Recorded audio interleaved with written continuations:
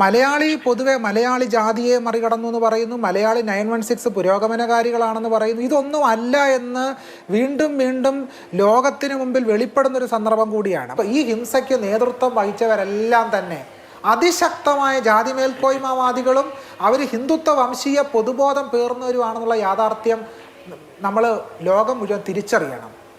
T S Shyamkumar, ഇപ്പോൾ എന്തിന്റെ പേരിലൊക്കെയാണ് മനുഷ്യൻ അങ്ങോട്ടും ഇങ്ങോട്ടും തല്ലിക്കൊല്ലുന്നത് എന്നറിയില്ല. അപ്പോൾ ബംഗ്ലാദേശിയാണ് എന്ന കുറ്റം ചാർത്തിക്കൊണ്ട് അത് ചോദിച്ചുകൊണ്ട് ആവർത്തിച്ച് തല്ലിക്കൊന്നു എന്നുള്ളതാണ് നമുക്ക് മനസ്സിലാക്കാൻ കഴിയുന്നത്. 3 മണിക്കൂർ നോക്കൂ, ഒരു മനുഷ്യന് പോലും മതി എന്ന് തോന്നുന്നില്ല. തല്ലണമെന്ന് തോന്നി, കൊല്ലണമെന്ന് തോന്നി എന്നുള്ളതൊന്നുമല്ല, ഇത് മതി, ഇതൊരു മനുഷ്യ ശരീരമാണല്ലോ, ചോര കാണുന്നുണ്ടല്ലോ, ഇത് മതി എന്നീ 3 മണിക്കൂറിനിടയ്ക്ക് ഒരാൾക്ക് പോലും തോന്നിയില്ല എന്നുള്ളതാണ്. ബംഗ്ലാദേശിയാണ് അല്ലെങ്കിൽ മറ്റെന്തെങ്കിലും ഒരു ഐഡന്റിറ്റിയാണ് എന്ന് പറയുന്നു. ഇത് നോക്കൂ, ഇയാളുടെ പേരും റാം എന്നാണ്, അതായത് ആർക്കും വേണ്ടാത്ത ഒരു റാം. തല്ലിക്കൊന്ന് എനിക്ക് തോന്നുന്നു മരണമെന്ന് പോലും പറയാൻ കഴിയില്ല എന്നുള്ളതാണ്. തല്ലേറ്റുവാങ്ങുന്ന, കൊല്ലപ്പെടുന്ന, ചവിട്ടേറ്റുവാങ്ങുന്ന, വഴിയരികിൽ ചത്ത് കിടക്കുന്ന, മരിച്ചു എന്നൊന്നും പറയാനുള്ള അഭിമാനബോധം അല്ലെങ്കിൽ ആത്മാഭിമാനം നമ്മൾ ആർക്കും അനുവദിച്ചു കൊടുത്തിട്ടില്ലല്ലോ. ആ നിലയ്ക്കുള്ള ഒരു മനുഷ്യൻ എന്തെങ്കിലും തരത്തിലുള്ള തേജസ്സോ ദൈവ തേജസ്സോ ഒന്നും അർഹപ്പെടാൻ കഴിയാത്ത ഒരു സാധു മനുഷ്യനോട് എങ്ങനെയാണ് ഒരു സമൂഹത്തിന് മുഴുവനായും ഇങ്ങനെ ചെയ്യാൻ തോന്നുന്നത്?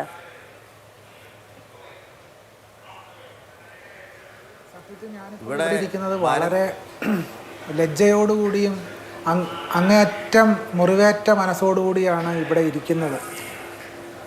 പക്ഷേ ഈ സന്ദർഭത്തിൽ പറയേണ്ട ഒരു പ്രധാനപ്പെട്ട കാര്യം പറഞ്ഞുകൊണ്ട് തുടങ്ങണമെന്ന് വിചാരിക്കുകയാണ്.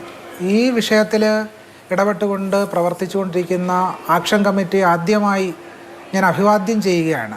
കാരണം ഒരു ആക്ഷൻ കമ്മിറ്റി വേണ്ടി വന്നു മലയാളി സമൂഹത്തിൽ, കേരളത്തിൽ ഇത്തരം കാര്യങ്ങൾ ചെയ്യുവാൻ വേണ്ടി, അതിന് മുൻകൈ എടുക്കുവാൻ വേണ്ടി ഒരു ആക്ഷൻ കമ്മിറ്റി വേണ്ടി വരുന്നു എന്നുള്ള കാര്യത്തിൽ തന്നെ മലയാളി സമൂഹം ലജ്ജിക്കണം, കേരള സമൂഹവും ലജ്ജിക്കണം. കാരണം ഒരു ആക്ഷൻ കമ്മിറ്റി ഇല്ലാതെ തന്നെ ഇത്തരം കാര്യങ്ങൾക്ക് വളരെ അടിയന്തരമായ നടപടികൾ യഥാർത്ഥത്തിൽ ഭരണകൂടം കൈക്കൊള്ളേണ്ടതാണ്.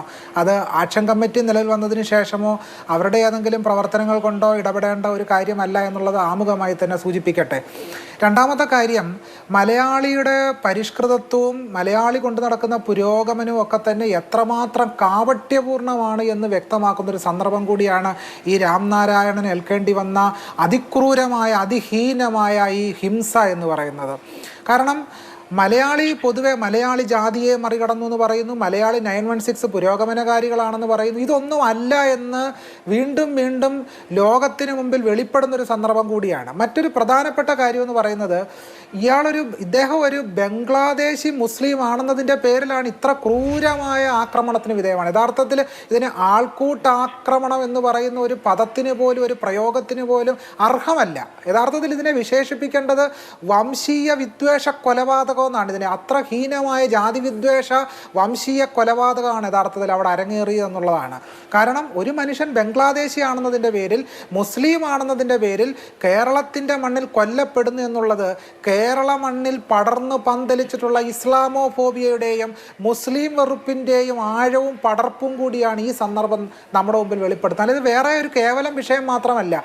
തന്നെയല്ല, പാലക്കാട് എന്തുകൊണ്ടാണ് ഹിന്ദുത്വ ശക്തികളുടെ ഈ വർദ്ധിച്ചു വരുന്നത്, അത് ഇലക്ഷൻ്റെ കാര്യത്തിലാണെങ്കിലും കൊള്ളാം, മറ്റേതെങ്കിലും തരത്തിൽ സാംസ്കാരികമായിട്ടുള്ള കാര്യത്തിലാണെങ്കിലും കൊള്ളാം, എന്തുകൊണ്ട് ഹിന്ദുത്വ വലത്തുപക്ഷ ഒരു പൊതുബോധമായി അഗാധമായി വളർന്നുകൊണ്ടിരിക്കുന്നു എന്ന് ചോദിച്ചാൽ അതിൻ്റെ ഒരു തെളിവ് രൂപം കൂടിയായി ഈ സന്ദർഭം നമ്മുടെ ഈ രാംനാരായണൻ്റെ ആ ഹിംസാത്മകമായ മരണം എന്ന് പറഞ്ഞാൽ മറ്റുള്ളവരാൽ തല്ലി കൊല്ലപ്പെടുന്നൊരു സാഹചര്യം ഉണ്ടാകുന്നത് മുസ്ലിം വെറുപ്പിൻ്റെ ഒരു അനന്തര ഫലമായിട്ട് കൂടിയാണെന്നുള്ളത് നമ്മൾ വിലയിരുത്തിയില്ലെങ്കിൽ കേരള സമൂഹത്തെ നമ്മൾ പഠിക്കാൻ ഇനി ഇരിക്കുന്നു എന്നുള്ളതാണ് നമ്മൾ തിരിച്ചറിയേണ്ട ഏറ്റവും പ്രധാനപ്പെട്ട കാര്യം. കാരണം ഒരാൾ ബംഗ്ലാദേശി ആണെങ്കിൽ, ഒരാൾ മുസ്ലിം ആണെങ്കിൽ അയാൾ തല്ലിക്കൊല്ലപ്പെടാൻ യോഗ്യനാണ് എന്ന് മലയാളികൾ കരുതുന്നുണ്ടെന്നല്ലേ അതിന്റെ അർത്ഥം. ഈ വെറുപ്പിന്റെ രാഷ്ട്രീയം ഒരു അനധികൃത കുടിയേറ്റക്കാരനോ അല്ലെങ്കിൽ മറ്റ് നിയമം കൈകാര്യം ലംഘിക്കുന്ന ആളോ ആരുമാകട്ടെ തല്ലിക്കൊന്നുകളയാമെന്ന് വിചാരിക്കാൻ കഴിയുന്നത് എങ്ങനെയാണ്? നാട്ടിൽ നിയമമില്ല എന്ന ബോധ്യം, അല്ലെങ്കിൽ ഞങ്ങളുടെ നിയമമാണ് ഇവിടെ വാഴേണ്ടത് എന്ന് പറയുന്ന ഒരു തരം തിണ്ണമെടുക്കും, തൻ്റെ ഇടവും നിയമത്തെ ബഹുമാനമില്ലായ്മയും ഒക്കെ എങ്ങനെയാണ്, എവിടെ നിന്നാണ് ഉണ്ടാവുക? ആ പൊതുബോധം, അതാണ് ഞാൻ പറഞ്ഞത്, ഹിന്ദുത്വ പൊതുബോധം ആണ്. ഇന്നിപ്പോൾ കഴിഞ്ഞ ദിവസം മോഹൻ ഭാഗവത് പറഞ്ഞ എന്താണ്, ഇത് ഹിന്ദു രാഷ്ട്രമാണ്, അതിന് ഞങ്ങൾക്ക് ഭരണഘടനയുടെ അനുവാദമൊന്നും വേണ്ട, ഭരണഘടനയുടെ ഏതെങ്കിലും തരത്തിലുള്ള ഒരു നിയമപരമായിട്ടുള്ള ഒരു കാര്യവും ഇല്ലാതെ തന്നെ ഇത് ഹിന്ദു രാഷ്ട്രമാണെന്നാണ് മോഹൻ ഭാഗവത് പറഞ്ഞത്. ഒരു കാര്യം നമ്മൾ ഈ സന്ദർഭത്തിൽ ചേർത്ത് വായിച്ചാൽ ഇതിൻ്റെ അപകടം മനസ്സിലാകും. അഖ്ലാഖിനെ തല്ലിക്കൊന്നിട്ട് ആ അഖ്ലാഖിൻ്റെ കുടുംബത്തിന് ആ ഗ്രാമത്തിൽ ഇപ്പോഴും പ്രവേശിക്കാൻ കഴിയുന്നില്ല. അതിൻ്റെ പ്രതികൾ മുഴുവൻ രക്ഷപ്പെടുന്ന സാഹചര്യം ഉണ്ടായി എന്ന് പറഞ്ഞാൽ ഇവിടെ പ്രവർത്തിക്കുന്ന പൊതുബോധം എന്താണ്? തല്ലിക്കൊല്ലപ്പെട്ട അഖ്ലാഖ് വീണ്ടും അദ്ദേഹത്തിൻ്റെ കുടുംബം വീണ്ടും കുറ്റവാളിയാക്കപ്പെടുന്നു. പക്ഷേ പ്രതികൾ വളരെ സ്വൈരവിഹാരം നടത്തുന്നു. ഈ സാഹചര്യം ഇന്ത്യയിലാണ്. അത് കേരളത്തിൻ്റെ മണ്ണിലും ഈ ഹിന്ദുത്വ വംശീയ പൊതുബോധം, ഹിന്ദുത്വ വംശീയ ആക്രമണ ഹിംസ വളരെ ആഴത്തിൽ കേരളത്തിൻ്റെ മണ്ണിലും ഉണ്ട് എന്നുള്ളതാണ് നമ്മൾ ഈ സന്ദർഭത്തിൽ നമുക്ക് മനസ്സിലാകുന്നത്. മറ്റൊരു പ്രധാനപ്പെട്ട കാര്യം ഇതുമായിട്ട് ചേർത്ത് വെക്കേണ്ടത്, കേരളത്തിൻ്റെ മണ്ണിൽ, കേരളത്തിൻ്റെ പൊതുസമൂഹത്തിൻ്റെ ആ ഹൃദയത്തിൽ വളരെ ആഴത്തിൽ പതിഞ്ഞ ഇസ്ലാമോഫോബിയ ഉണ്ട്, മുസ്ലിം വെറുപ്പുണ്ട്. ആ മുസ്ലിം വെറുപ്പും ഇസ്ലാമോഫോബിയയുടെ അടിസ്ഥാനം ആ ഒരു പരിപ്രേക്ഷ്യത്തിലാണ് ഈ രാംനാരായണൻ ഇത്രയധികം ക്രൂരമായി വധിക്കപ്പെട്ടത് എന്നുള്ള കാര്യം കൂടി നമ്മൾ തിരിച്ചറിയേണ്ടതായിട്ട്. അങ്ങനെ തിരിച്ചറിഞ്ഞില്ലെങ്കിൽ ഇതിൻ്റെ ചരിത്രപരമായ സാംസ്കാരികമായ കാരണങ്ങൾ നമുക്ക് പിടികിട്ടാതെ വരുമെന്നുള്ളത്. അതുകൊണ്ടാണ് ബംഗ്ലാദേശി മുസ്ലിം ആണെന്നതിൻ്റെ പേരിൽ അയാൾ തല്ലിക്കൊല്ലപ്പെടുന്നത്. മറ്റാരെങ്കിലും ആണെങ്കിൽ ഇത്ര ഒരു ക്രൂരമായ ഹിംസയ്ക്ക് വിധേയമാകപ്പെടത്തില്ല. തന്നെയല്ല, എന്തുകൊണ്ടാണ് ഒരു ആൾക്കൂട്ടത്തിന് മൊത്തം, നമ്മൾ ആൾക്കൂട്ടം എന്ന് പറയുന്നതിൽ തന്നെ വലിയ പ്രശ്നമുണ്ട്.